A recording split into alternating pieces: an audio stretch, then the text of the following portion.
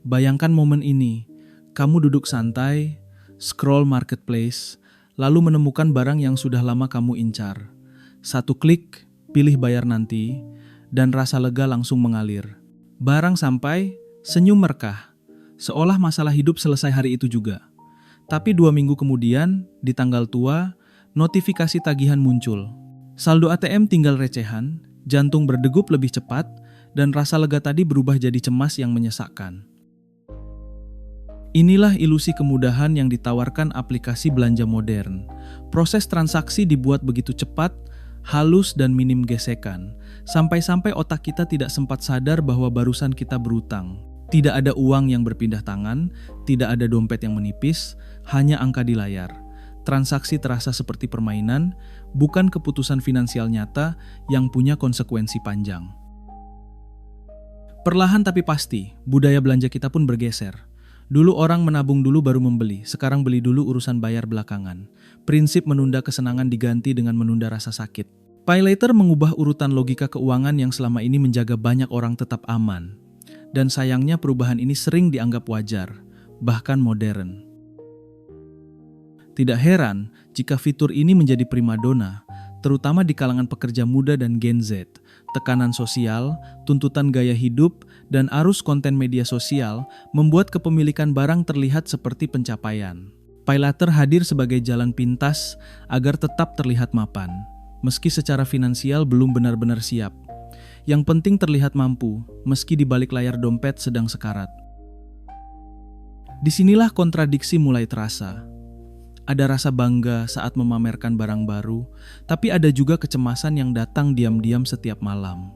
Pikiran mulai sibuk menghitung tanggal gajian, membagi cicilan, dan berharap tidak ada kebutuhan mendadak. Barangnya memberi senang sesaat, tapi pikirannya justru kehilangan ketenangan jangka panjang. Video ini bukan ajakan untuk membenci teknologi atau kembali ke zaman tunai. Kemudahan bukan musuh. Yang berbahaya adalah logika di balik cara kita menggunakannya. Jika sebuah fitur membuat hidup terasa ringan hari ini tapi berat besok, maka ada sesuatu yang perlu dibedah lebih dalam, bukan sekadar diterima mentah-mentah. Di sini, kita akan membuka cara kerja uang masa depan yang sering disalahpahami. Bukan dari sudut pandang aplikasi, tapi dari sisi kehidupan nyata kamu. Bagaimana satu klik hari ini bisa mengikat banyak keputusan esok hari? Jika kamu ingin tetap menikmati kemudahan tanpa mengorbankan masa depan, pembahasan ini akan mengubah cara pandangmu terhadap pay later selamanya. Ada satu konsep sederhana dalam psikologi keuangan yang jarang disadari, namanya pain of paying. Ini adalah rasa tidak nyaman saat kita benar-benar mengeluarkan uang dari tangan kita. Ketika kamu menyerahkan uang tunai atau melihat saldo rekening berkurang, otak otomatis memberi sinyal hati-hati. Rasa sakit kecil inilah yang sebenarnya berfungsi sebagai rem alami agar kita tidak belanja sembarangan. Masalahnya, transaksi digital, apalagi pay later, perlahan mematikan rem tersebut. Tidak ada momen kehilangan yang terasa nyata. Tidak ada uang yang keluar hari ini. Otak kita jadi bingung membedakan mana transaksi sungguhan dan mana sekadar klik. Akibatnya, logika keuangan kalah cepat dari dorongan emosi sesaat. Bayangkan, ini seperti uang mainan. Angka di layar aplikasi terasa abstrak, tidak seberat selembar 100.000 yang bisa kamu pegang. Ketika uang kehilangan bentuk fisiknya, nilainya di mata psikologis kita ikut menurun. Inilah alasan kenapa orang jauh lebih berani menghabiskan uang digital dibanding uang tunai, meski nominalnya sama. Lalu datanglah momen euforia kecil saat paket belanjaan tiba.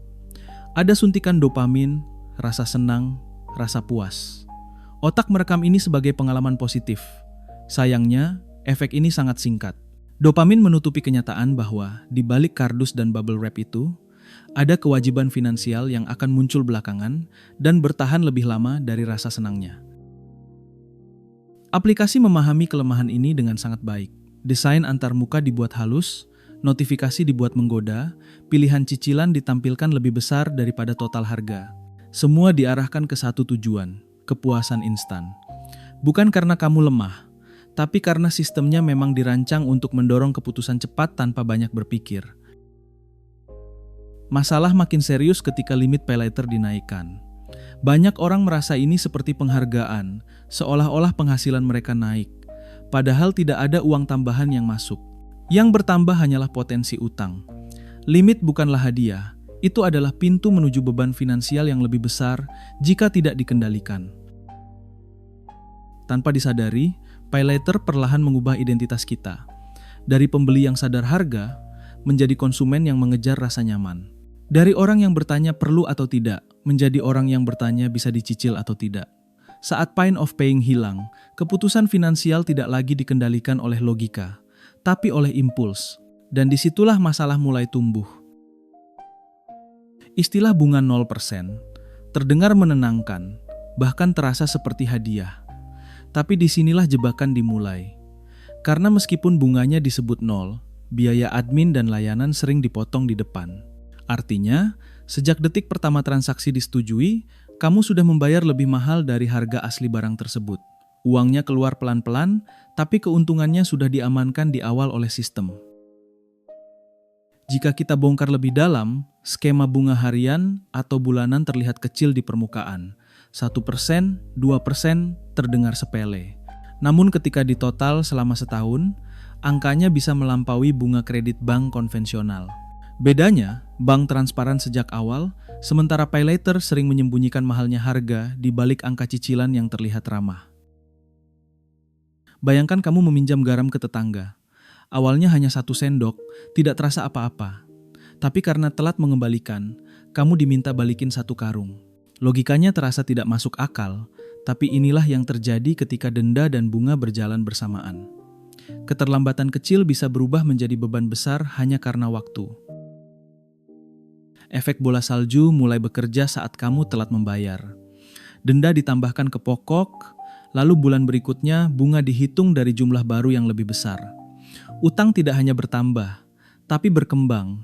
Banyak orang merasa membayar terus, tapi heran kenapa sisa tagihan tidak kunjung habis. Jawabannya ada di mekanisme ini.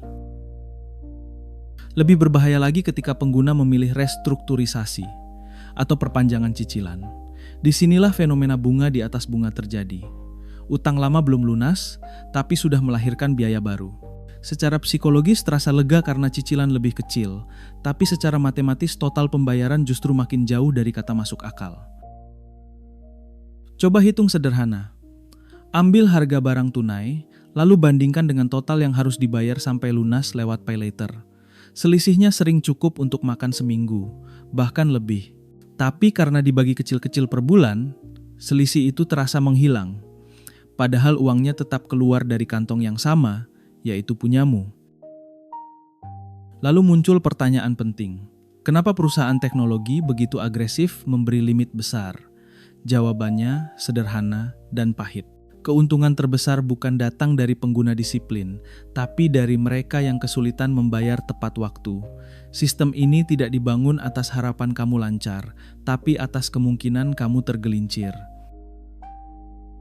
Menggunakan PayLater untuk konsumsi sebenarnya bukan sekadar soal utang, tapi soal waktu. Kamu sedang mengambil jatah uang dari dirimu sendiri di masa depan. Setiap cicilan adalah potongan dari gaji yang bahkan belum kamu terima.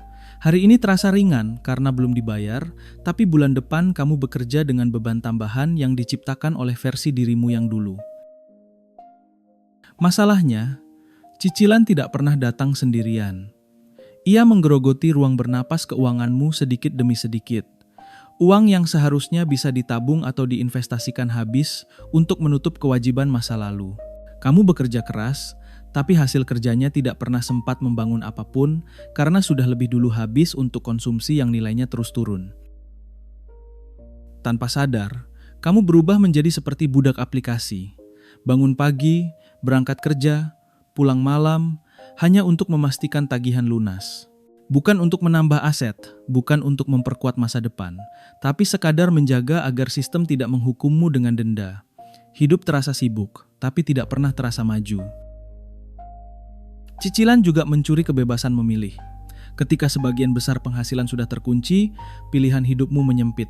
Kamu tidak bisa sembarang pindah kerja, tidak berani ambil risiko, bahkan ragu menolak ajakan yang tidak sesuai dengan tujuan hidupmu. Keputusan hari ini bukan lagi soal apa yang terbaik, tapi apa yang paling aman agar cicilan tetap terbayar. Dampaknya tidak berhenti di situ. Riwayat pembayaranmu tercatat, dan satu kesalahan kecil bisa membekas lama. Skor kredit yang rusak membuat pintu masa depan tertutup perlahan. Saat kamu benar-benar butuh, seperti ingin mengambil KPR atau modal usaha, sistem mengingat semua keputusan konsumtif yang pernah kamu anggap sepele. Inilah konsep opportunity cost yang jarang disadari. Setiap rupiah yang kamu bayarkan untuk bunga dan denda adalah rupiah yang tidak pernah punya kesempatan tumbuh. Uang itu seharusnya bisa menjadi uang muka rumah, dana pernikahan, atau modal usaha kecil. Tapi alih-alih membangun, ia habis untuk menutup masa lalu yang tidak produktif. Ironisnya, semua ini sering dibungkus dengan kemewahan palsu. Barang terlihat mewah di media sosial, tapi fondasinya rapuh. Begitu penghasilan terganggu sedikit saja, seluruh struktur runtuh. Paylater memberi ilusi hidup mapan, padahal yang terjadi adalah masa depan yang pelan-pelan dikorbankan demi kesenangan sesaat.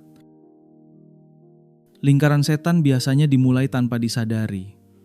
Awalnya satu aplikasi Paylater terasa aman, lalu datang tagihan, sementara kebutuhan hidup tetap berjalan.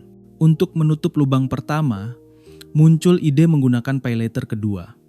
Rasanya seperti solusi cerdas. Padahal sebenarnya kamu hanya memindahkan masalah dari satu tempat ke tempat lain.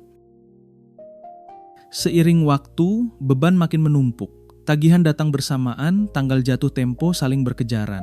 Limit yang dulu terasa besar kini menyempit, bahkan habis. Di titik ini, kepanikan mulai muncul. Bukan lagi soal belanja, tapi soal bertahan hidup sampai gajian berikutnya. Stres pun berubah menjadi teman sehari-hari. Notifikasi tagihan, email pengingat, dan pesan otomatis terus berdatangan. Pikiran sulit tenang, tidur tidak nyenyak, dan setiap bunyi ponsel terasa seperti ancaman. Masalahnya bukan hanya uang, tapi hilangnya ketenangan batin yang seharusnya bisa dibeli dengan kerja keras. Tekanan finansial seperti ini jarang berhenti pada satu orang. Ia merembet ke hubungan pribadi. Pasangan mulai curiga, keluarga ikut khawatir, emosi jadi lebih mudah meledak. Di tempat kerja, fokus menurun, performa terganggu. Masalah uang yang awalnya pribadi berubah menjadi masalah sosial yang merusak banyak sisi kehidupan. Saat semua pintu terasa tertutup, banyak orang tergoda mencari jalan pintas terakhir. Pinjol terlihat seperti penyelamat, padahal justru memperdalam jurang. Bunga lebih tinggi, tekanan lebih agresif, dan konsekuensinya lebih brutal. Apa yang tadinya lubang kecil kini berubah menjadi lubang kubur finansial yang sulit dihindari. Situasi ini mirip lumpur hisap.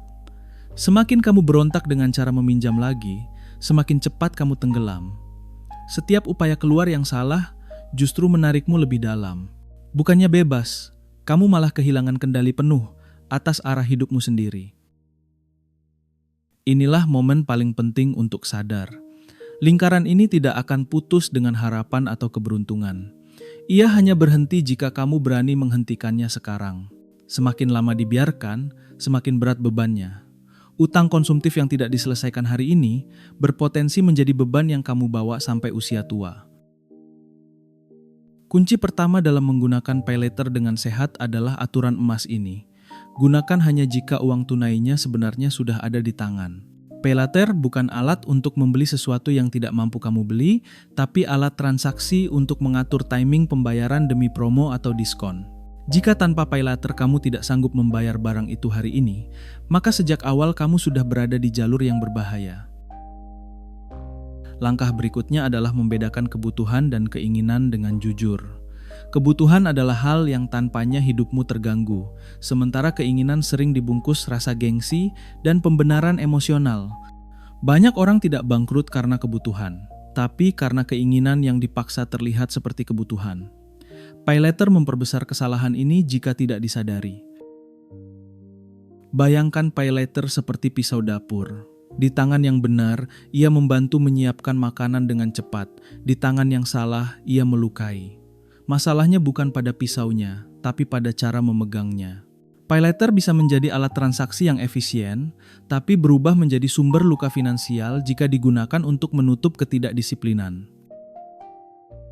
Salah satu cara paling efektif meredam impuls adalah aturan tunggu 24 jam.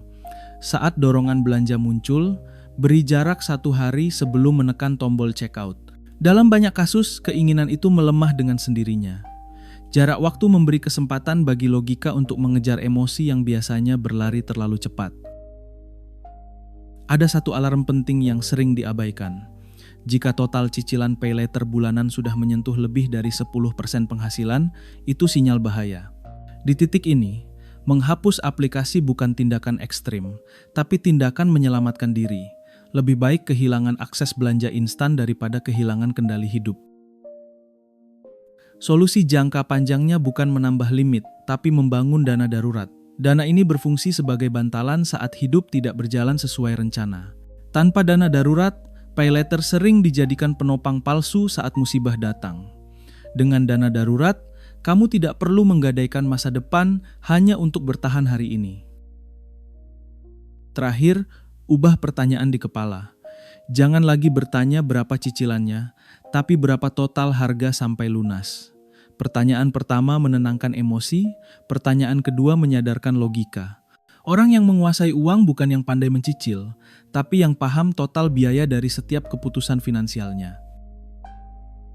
Langkah pertama menuju kebebasan finansial selalu terasa berat, tapi harus dimulai dari kejujuran. Duduklah sejenak dan catat semua utang yang kamu miliki tanpa kecuali. Lihat angkanya apa adanya, bukan untuk menyalahkan diri sendiri, tapi untuk mengambil kembali kendali. Mulai detik ini, keputusan terpenting bukan melunasi cepat, tapi berhenti menambah utang baru. Setelah itu, pilih strategi pelunasan yang paling sesuai dengan kondisi mentalmu. Metode snowball memberi motivasi lewat kemenangan kecil, sementara avalanche menghemat uang dengan melunasi bunga tertinggi lebih dulu. Tidak ada metode paling benar. Yang ada adalah metode yang bisa kamu jalani sampai selesai tanpa menyerah di tengah jalan. Untuk sementara waktu, gaya hidup perlu disesuaikan. Hidup lebih hemat bukan hukuman, tapi proses menebus keputusan lama. Menahan diri hari ini memberi ruang bernapas besok. Setiap pengorbanan kecil adalah batu bata yang menyusun ulang fondasi keuangan yang sempat retak. Jika situasi sudah benar-benar menekan, komunikasi lebih baik daripada menghilang. Banyak orang takut menghubungi pihak aplikasi, padahal negosiasi seringkali lebih manusiawi daripada yang dibayangkan. Bersikap terbuka dan proaktif memberi peluang untuk solusi, bukan sekadar hukuman. Seiring utang berkurang, kamu akan menemukan kembali kebahagiaan yang sempat hilang. Tidur lebih nyenyak, pikiran lebih ringan, dan hidup terasa tidak selalu tentang angka. Ada banyak hal bermakna yang tidak membutuhkan cicilan, tidak membutuhkan limit, dan tidak membutuhkan pembuktian apapun. Di titik inilah makna kekayaan mulai berubah. Kekayaan sejati bukan tentang seberapa banyak barang yang bisa kamu beli, tapi seberapa tenang kamu menjalani hari. Bukan tentang tampilan luar, tapi tentang rasa aman saat membuka rekening tanpa rasa takut. Jika kamu punya pengalaman pahit atau manis tentang pay later, bagikan di kolom komentar. Ceritamu mungkin menjadi pengingat bagi orang lain agar tidak mengulang kesalahan yang sama. Kita belajar bukan hanya dari teori, tapi dari kisah nyata yang pernah kita jalani bersama.